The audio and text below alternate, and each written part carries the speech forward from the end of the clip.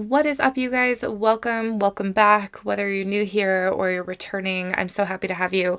Today, I'm talking all about shadow work. I made a mistake when I first was recording this. I thought I was going to just plow right through all of my material, but I decided to break this up into chunks. So today, what I'm talking about is how do you know when you could use shadow work? These are like your invitation. This is your invitation to shadow work. When these things show up in your life, that's the point where you can kind of try to say, okay, well, I'm gonna sit down with myself. I'm gonna get quiet and I'm gonna do these things. I talk about that. I like kind of recap what we talked about last time with what we do to keep our shadow hidden. And I boil it down to 3 main ideas. And that I think is a little more useful, a little easier to keep track of than this list of 12 that show up in so many situations that can get really complicated. And so I just wanted to, boil it down and give you 3 things because you can identify these things pretty easily and then you can kind of go from there. So that is what I talk about this time. Next time I'm talking about like the shadow work, how to actually do it, I guess. Just as a disclaimer, I say this in the episode, but I just wanted to let you know I am not a therapist. I am somebody with a hobby. Please take my words in whatever way that works for you. Take them as food for thought, as informational, and leave the rest. This is not gospel. This is not the way that it has to be. And again, I'm not a licensed therapist. I just read and research and give it to you this way. I hope that it benefits you in some way, but if something really doesn't sit well with you, let that go. Okay, I hope you guys enjoy this episode.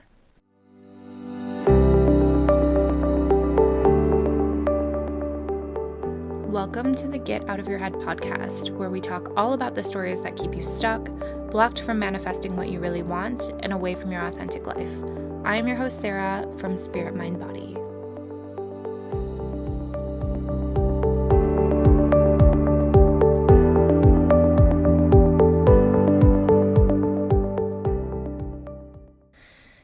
Hello. Welcome back. Thank you guys for joining me for another episode. If you're new here, welcome. I'm so happy to have you.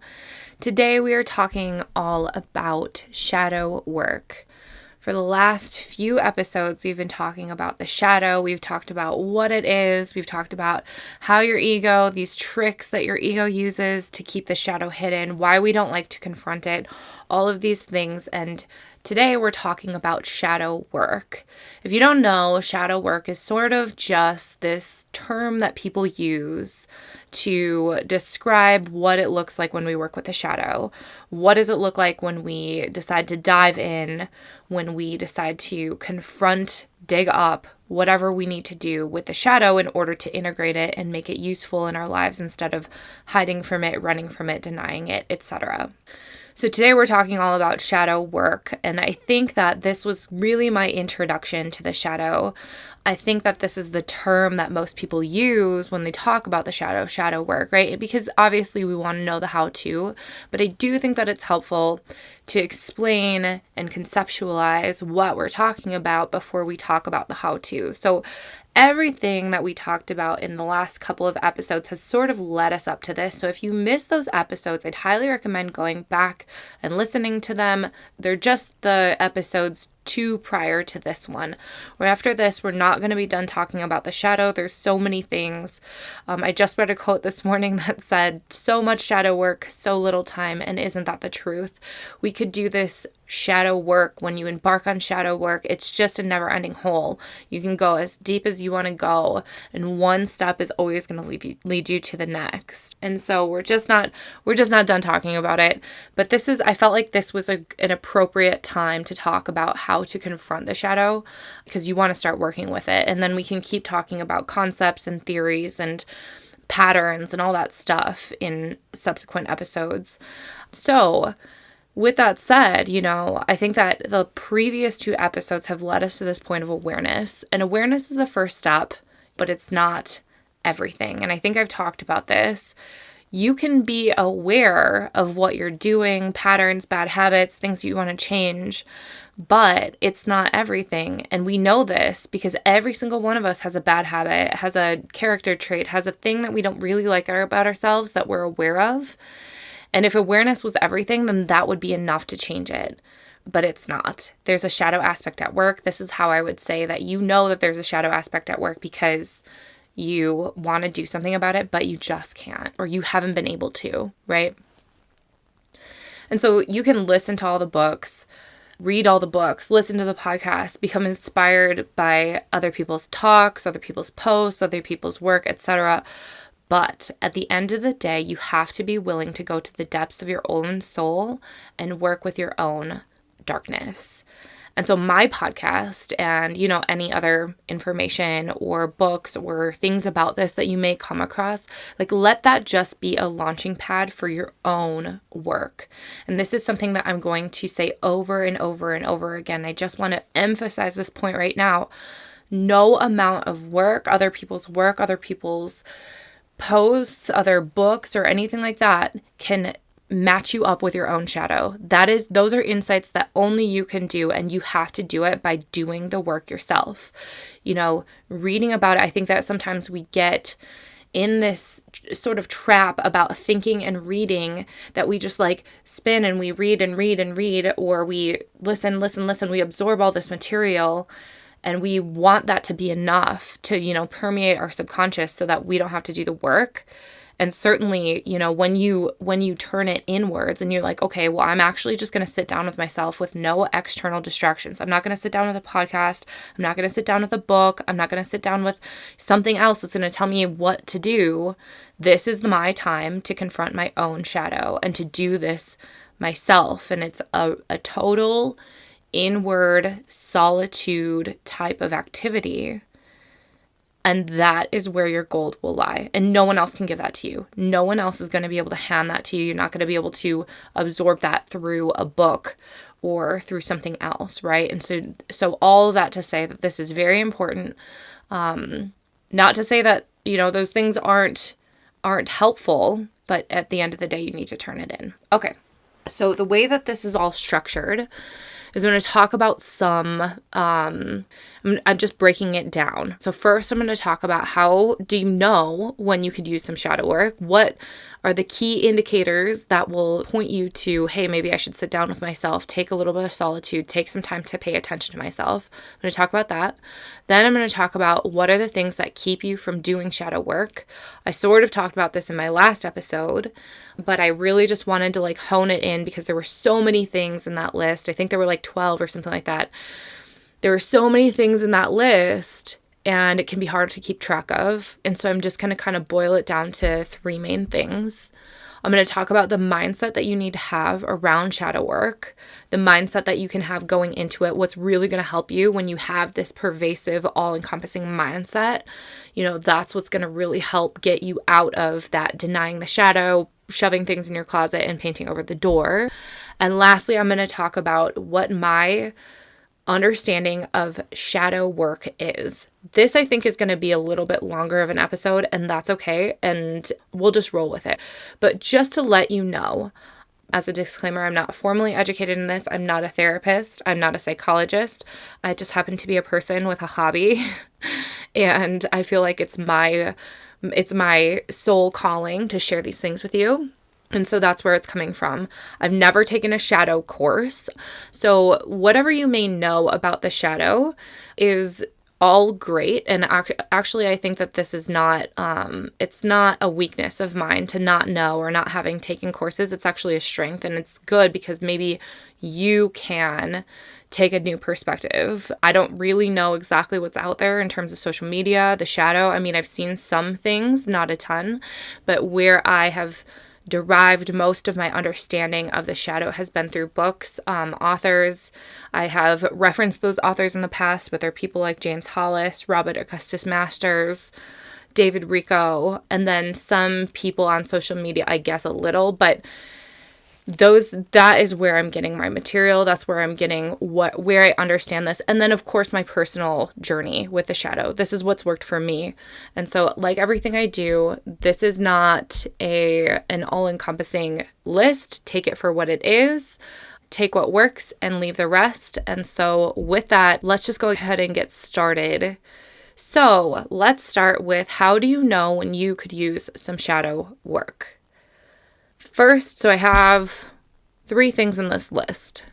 And the first thing is, and this is just like the most pervasive things that I could think of that would help you. So the first thing is the inability to break a bad habit, or when you know you should do something differently, but you just can't. I've talked about this in my previous episode, in the last episode actually. But here's the thing. There are forces at work that are beyond your conscious mind, and either you accept that those forces are a part of you, or you accept that they're not a part of you. And the thing is that when you accept that they're a part of you, that leads you to a really empowering place, right? Because then you can say, okay, this is my responsibility and now I can change it. If you accept that they're not a part of you, then you're sort of victimized by every situation in life. You're sort of like in this in-between where you just can't do anything about it. You're waiting for somebody else to change, and you kind of spin your wheels saying, I need this person to change. I need this person to recognize what they've been doing. I'm the victim. Why is this happening to me? Those are the things that kind of go on. And I can't prove, to be honest with you guys, I can't prove one way or another. I can't prove that these forces are either a part of you or not a part of you. I think that it's probably a mix of both. But what I do know is that when I take on the mindset that these things are a part of me, then at least I try. And from my experience in my own life and watching other people, when they take on that mindset, like this thing is going to be a part of me and I'm going to work with it and I'm going to do my best, those people emerge from desolate situations. They emerge empowered. They emerge doing things that they never thought they could do, or maybe that, people that watched them, grow up that said, no way could you do that. No way is that possible for you. And even when I look at myself, owning my own business, having a podcast, if you were to have asked me 5 years ago, do I think that was in the cards for you? I probably would have said no. But, you just take one step at a time and you realize that like, okay, this may or may not be in my control, but what I'm going to do is I'm going to take as much as I can and I'm going to choose to work with that. And to be honest, if you're listening to this podcast, you probably are of that mindset. You're probably of the mindset that this is within my control and I'm going to change it. But if there is any place in your life where you're saying to yourself, this is outside of my control, there's nothing I can do, maybe it's time to reevaluate that. Okay, the second thing, how do you know when you could use some shadow work? Is if you feel divided against yourself or you feel any kind of inner conflict. So this is like, if there's a part of you that feels one way and another feels a totally different way. This is what I was talking about in the last episode a lot. You want to change something, but you just can't. You want to break this bad habit. You want to start on a soul calling. You want to do something. You want to leave a relationship, but you're just not quite sure yet. You have this inner conflict.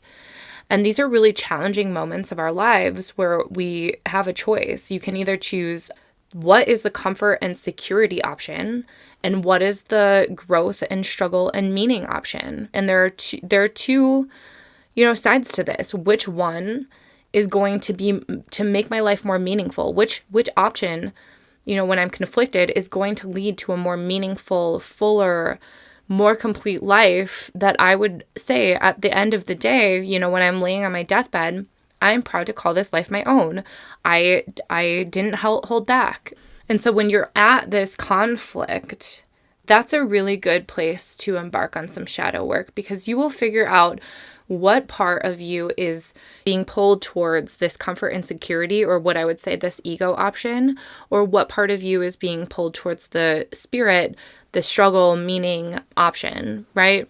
My advice when you find yourself at this crossroads or this inner conflict is to sit and become a really good observer of the inner dialogue that goes on in between. When you're trying to do something and you're just feeling this pull one way or another, do this, don't do this. This happens a lot. Maybe like when you're trying to break a bad habit and you're like, okay, no, I'm doing 30 days of no sugar or something like that. And there's this pull in you that's like, yeah, but everybody else is having sugar and it's this birthday party and it's this cake or whatever. And then this other part is, no, you're on day 15, don't do it. And if you just let that dialogue play out and you become a very good observer of that, what generally follows is this, it'll be this storm and this like conflict between these two pieces of yourself. And then it's this peace.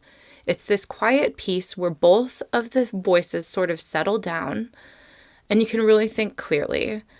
And you come to this place where you realize that there's nothing really to decide in this exact moment. A lot of times I think in life, we just generally think like, I have to decide right now what the rest of my life is going to look like. I have to decide right now at this very moment whether I'm going to leave this relationship or stay. There's a lot more to say about that, but sometimes that I have to decide right now comes in the middle of an argument where you're really heated, there's a lot of emotion, and you're like, okay, I'm going to decide, I'm going to leave this relationship right now. And it may not be the right decision, but we feel like we have to make these big monumental decisions at this moment. And you realize, by just listening to yourself that there's nothing to do. You don't have to make that decision right now. All you have to do in this very moment is to get up and do the next right thing. Just do the next step. And maybe that's rendering an apology. Maybe that's walking away and cooling down. Maybe that's getting in touch with yourself and journaling about what you really wanted from that disagreement. What did you really want the other person to do, and why did you want them to do it that way? I talked on my Instagram stories a little bit how, in relationships, sometimes we think that we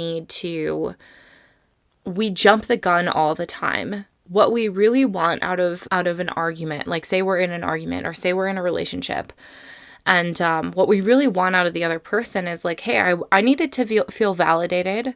I needed to feel like what I was saying was important, and we jump the gun. And so instead of saying I needed these things, what we'll say is you need to pay attention to me. You need to respect me. You need to do all these things, because we think that that's going to lead us to that place of what we really wanted.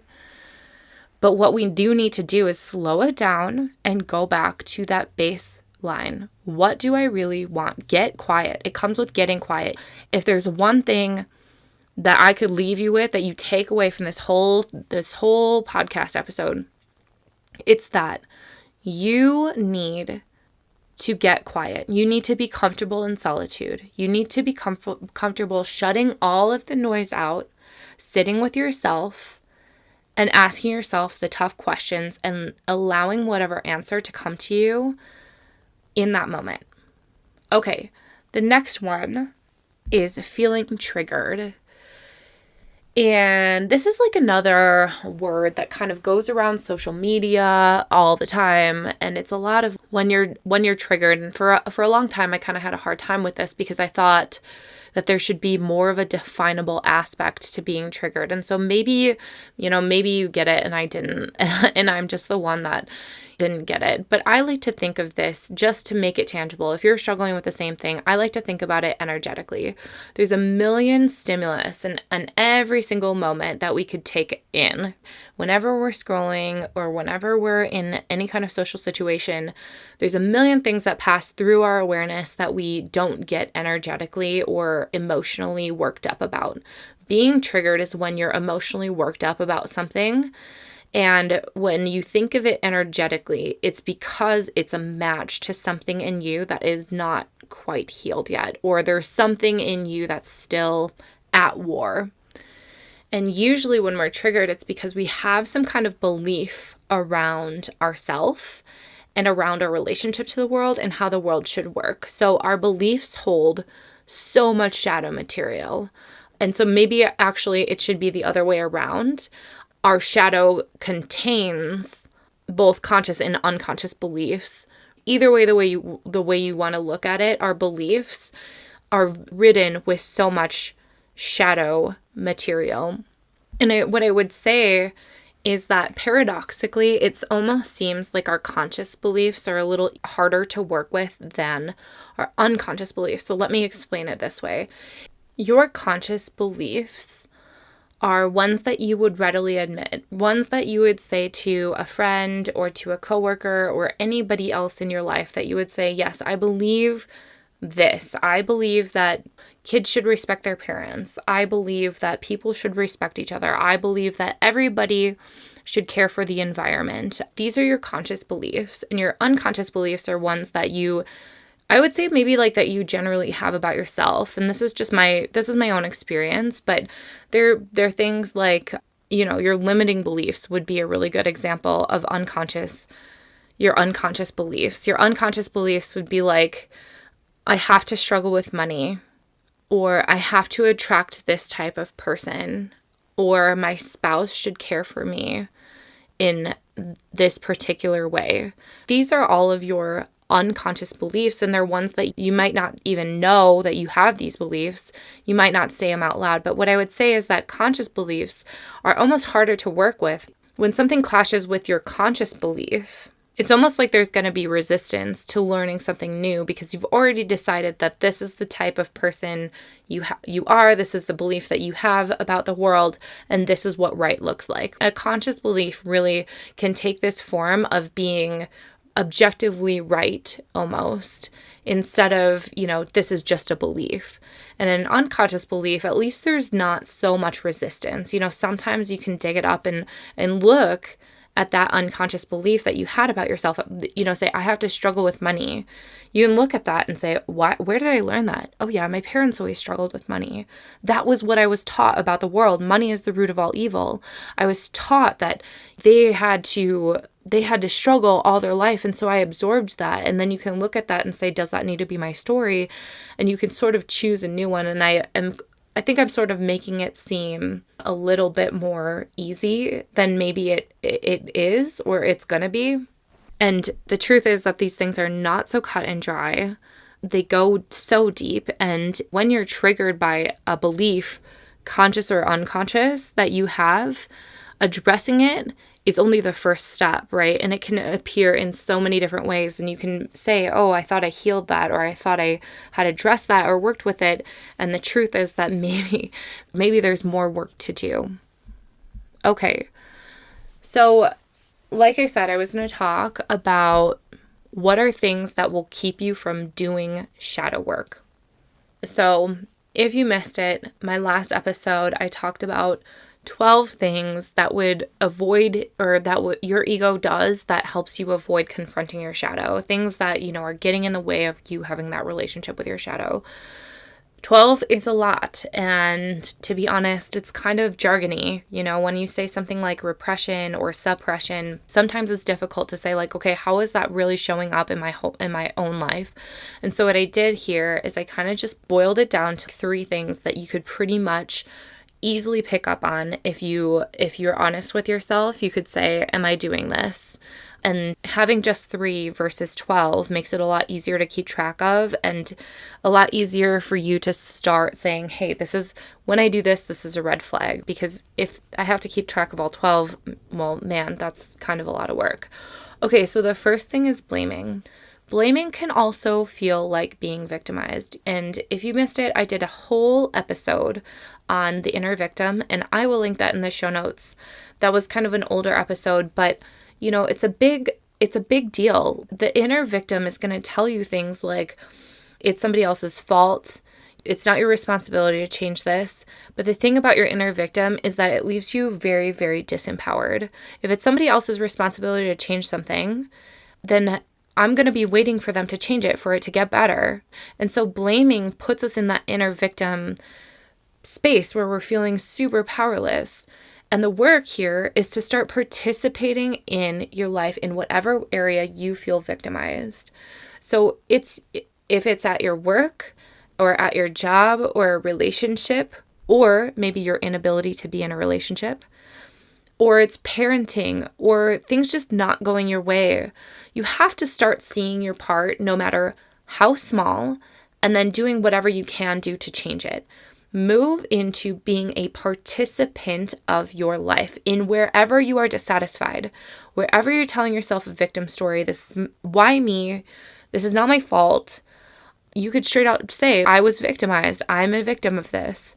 Wherever in your life you have that pervasive story, or it's somebody else's fault, you're blaming in some way, stop And just ask yourself, how can I start participating? Because when you're victimized, it's sort of like you're sitting back and you're allowing life to happen to you. And generally, it's just not going your way. When you move into being a participant, when you can actively stand up and say, okay, well, how am I participating in it? Not only do you see how you've also contributed to the problem, however small, it may not be a big thing that you've done, but maybe you have contributed in a way. Actually, chances are you have contributed in a way, even if it's just your mindset around it, even if it's just the energy you bring to the situation. So the question then is, how am I contributing? And then how can I participate going forward? What of my part can I do to change this situation? And what I would say is that when you start doing this, say you have this situation in your life, you're like, I can't find a relationship and I'm so victimized by that. I'm victimized because of my genes, because of my health, because of the place I live, because of my job, because the entire world has set me up not for success in finding the right person, because of the century I live in, because it's not that easy to meet people, all of the stories that you have around that, because of COVID, right? Like all of the stories that you have around that, you're like, okay, I can't meet somebody and I feel so victimized by it. When you start moving into a place where you're like, okay, I'm going to stop blaming. I'm stopping blaming. You're going to tell yourself, oh, I probably am playing a very, very small part in this, right? That's the mindset that you're going to have initially. And what you will realize as you go through it is that actually the part you played is much bigger than you had initially thought. And that actually is a very good thing. Not great for your ego, but very good, because that means that all of the stories you were telling yourself around how it's somebody else's fault, it's society, it's your health, it's your genes, it's whatever, all of those stories that you're telling yourself around it are actually not true, right? Which means that you can change it. It puts the power back in your hands. But the whole point to that is that you need to start taking control of what you can control, even the smallest part. And so stop blaming, let go of the blame, figure out where you're contributing to the problem, and then figure out what you're going to do to start participating in your life instead of watching it from the sidelines and letting things happen to you, letting life smack you around. You get what I mean? I just wanted to add a little piece here. This also includes self-directed blame. Self-directed blame is not helpful either. Blaming your former self, blaming yourself for, it puts us in the shame or this guilt state, and it's not helpful. It keeps you stuck. And what you need to do is let go of the blame and do what you can moving forward. Blame also comes with excuses, so let go of the excuses too. Okay. The second thing is criticizing or judging. So when you find yourself criticizing or judging, it's closely related to blame, but it takes on this holier than thou role, where when you stand on the side of judging or you stand on the side of criticizing, oftentimes it's unsolicited, right? Like nobody asked for your opinion. You're sitting here judging, even if it's just in your head. And this is life-changing when you start to realize, wow, I'm really critical right now. What is that all about? It's generally a thing about you. It's generally speaking something about yourself.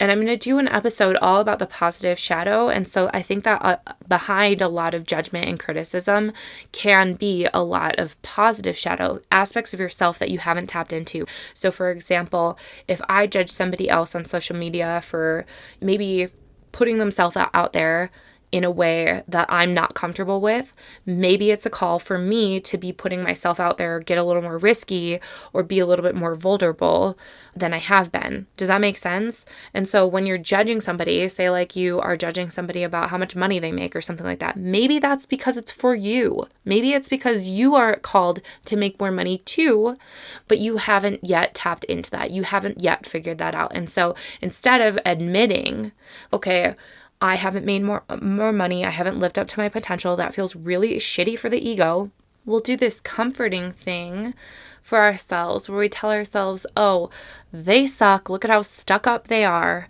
because they made more money, right? We downgrade somebody else so that we can feel better. But really, we have to understand that money in that way is not finite. It's because somebody else is successful, and same with success. Because somebody else is successful, it doesn't mean that I can't be successful.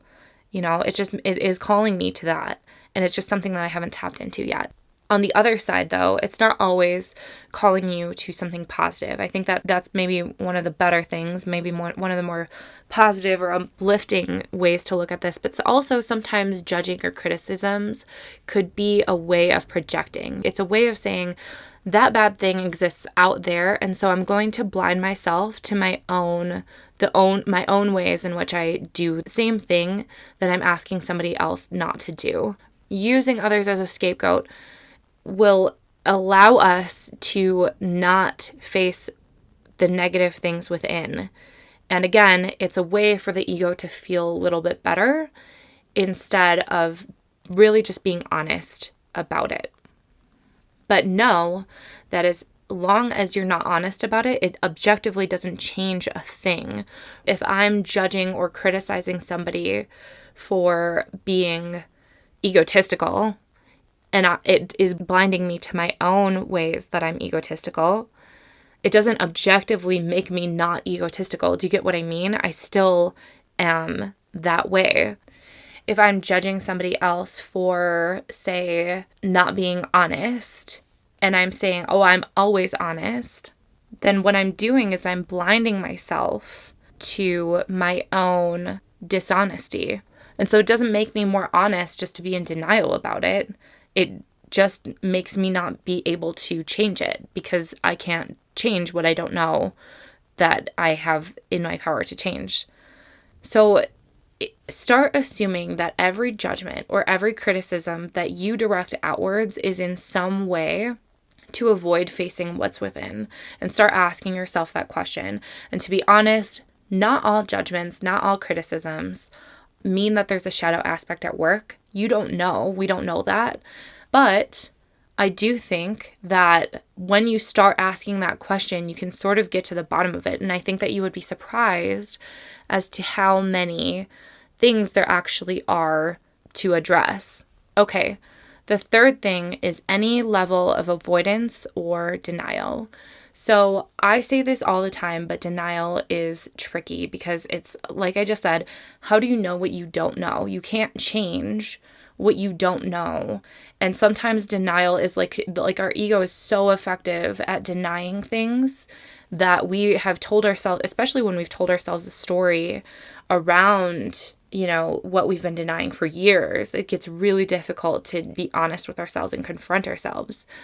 But I really do believe that if you open yourself up and set an intention to become more awake and more aware and consciously desire to put your ego aside, then these answers will sort of just find you. If you're honestly open, you honestly want to know about yourself, and you're honestly not afraid of yourself, afraid to face yourself in so many ways, the answers will find you. The truth will find you. That radical honesty is going to come to you. It's this voice, these answers that are going to come to you are just the voice that you shut out for all of these years. Okay, you guys, I'm actually going to stop this episode right now, and then I'm going to release the second part of this just because it's getting a little long. I'm going to release the second part of this next week. So not in 2 weeks, but next week. And this is all going to be about like the how-to. So I know I've probably kept you on your edge, I know, for so long, but this is a good starting place. And so next week, we're going to talk all about the mindset you need to have around shadow work, and then the real shadow work. Like, what does that look like? How do you do it? So stay tuned for that. That's coming out next week. Thank you guys for being here with me. Thanks for hanging on. Sorry I was a little misleading in the beginning, but here we are, and I cannot wait to see you guys next week. If you enjoyed this episode, I would invite you to subscribe, share it with someone you know, and leave an honest rating or review. You can also connect with me through Instagram at spiritmind.body, through YouTube, or my website. Links to all of these can be found in the show notes below. This work is not easy and requires tremendous self-reflection, grit, and a willingness to be misunderstood, and for that, I honor every single one of you for showing up for your authentic self. Until next time.